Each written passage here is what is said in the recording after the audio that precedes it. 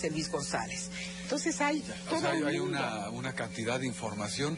Doctor Katz, yo le preguntaría, ¿ha ido cambiando la interpretación de la Revolución Mexicana? Absolutamente, en muchos sentidos. Primero, en los primeros años, después de la Revolución, ciertos personajes fueron incluidos, otros excluidos.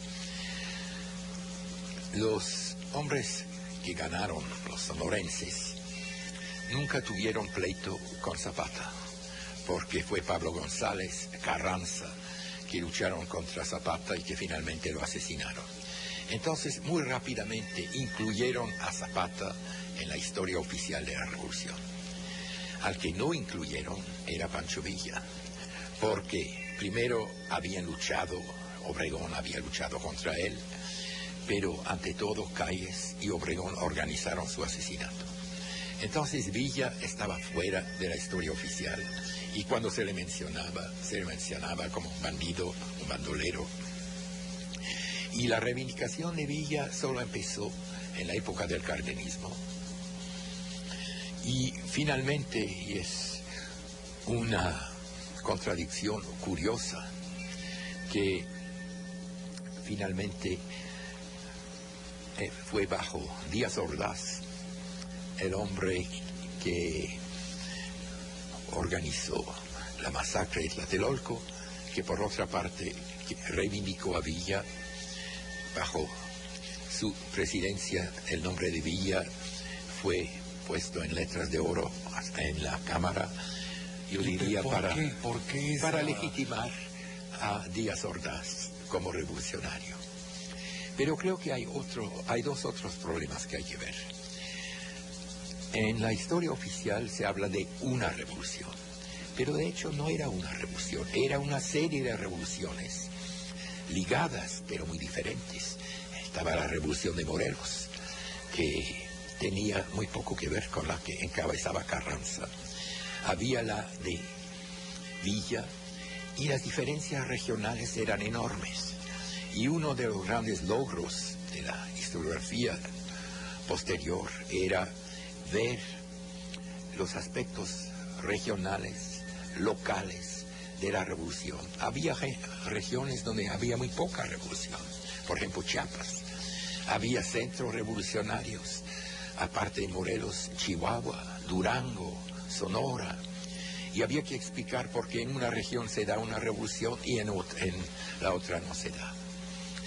Y además hay un problema también del cual depende mucho la historiografía, son las fuentes. Y las fuentes de la revolución solo se abrieron lentamente. Es decir, la gente que hablaba, que escribía en los años 20, en gran parte escribía a base de su memoria personal, entrevistas, pero las cosas, digamos, no oficiales, los informes, los telegramas de los revolucionarios mismos, las conversaciones, las intrigas, eso duró años hasta que se revelaran. Por lo que nos han dicho, entonces hay una diversidad de los momentos de la Revolución Mexicana. Quizá la pregunta próxima sería, ¿por qué se englobó todo en una sola fecha? Pero empezaron a escribir historias de la Revolución Mexicana, relaciones entre México y Estados Unidos. Muy diferente de lo que se escribía en México. Diferente porque tenían otras fuentes, pero diferente también por la ellos. Al principio, lo que contaba, para algunos, había mucha diversidad en Estados Unidos. Para algunos lo que contaba sí era una revolución democrática según lo que querían los norteamericanos, si respetaban o no la propiedad norteamericana. Y el interés se desarrolló después de la Revolución Cubana, cuando querían contraponer a la Revolución Mexicana a la Revolución Cubana. Y surgieron toda una serie de centros donde se estudiaba la Revolución Mexicana. Sin embargo, como en Estados Unidos hay libertad de expresión, pues mucha gente no estaba de acuerdo con esta línea semioficial y trataron de nuevo de reivindicar otras imágenes de la revolución. Surgió un interés muy grande en la Unión Soviética, Claro. pero allí era en gran parte lo que yo llamaría una interpretación stalinista.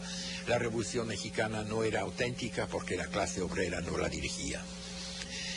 Y empezó a surgir el interés en otros países. Y, por ejemplo, en Alemania, yo estaba enseñando en la Universidad Humboldt de Berlín y se abrieron todas las fuentes alemanas. Y yo empecé a examinar el papel de Alemania en la revolución, sus intentos de provocar una guerra entre México y Estados Unidos para que los americanos no pudieran intervenir en la Primera Guerra Mundial. Hubo mucho interés y lo sigue habiendo en Inglaterra. Y hoy vemos uno de los mejores historiadores de la Revolución Mexicana, Alan Knight, que se ocupa mucho de la revolución. Hay obviamente un interés muy grande en Francia. Jean Mayer, cuando todavía estaba en Francia, ahora está en México, escribió una historia de la revolución. Es significativo que internacionalmente hay un tremendo interés. Debo añadir los trabajos de mi colega en Suiza, Hans-Werner Tobler. Todos se basaban en fuentes europeas que daban una idea nueva de la revolución, pero esto muestra que la revolución mexicana tenía un impacto internacional. Claro, porque las fuentes que existen allá pues son muy abundantes para poder hacer este tipo de estudios. Es imposible, en mi opinión, hacer la historia de la revolución sin tomar en cuenta las fuentes extranjeras, porque tenían agentes secretos, tenían embajadores Locales. Sí, aunque sí se han descubierto muchos archivos locales, una visión mucho más diversificada de la revolución.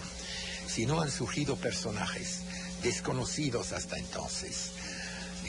Voy a dar un ejemplo, un revolucionario chihuahuense completamente desconocido, Máximo Castillo, que sin embargo fue uno de los dirigentes agrarios muy importantes en la historia de Chihuahua. Y surgen aquí nuevos personajes locales, porque uno de los problemas de la revolución, de la historia de la revolución, era ver todo a través de los ojos de los grandes jefes, que fueran Carranza, Zapata, Villa, pero había una infinidad de jefes locales que tenían una importancia muy grande en sus diversas comunidades y sin las cuales no se puede entender la historia de la revolución. O sea, hay ahora un tremendo esfuerzo de entender la revolución, tanto en México como en el extranjero, que los estudios han llegado a un nivel muy alto porque muchos historiadores profesionales se han metido allí,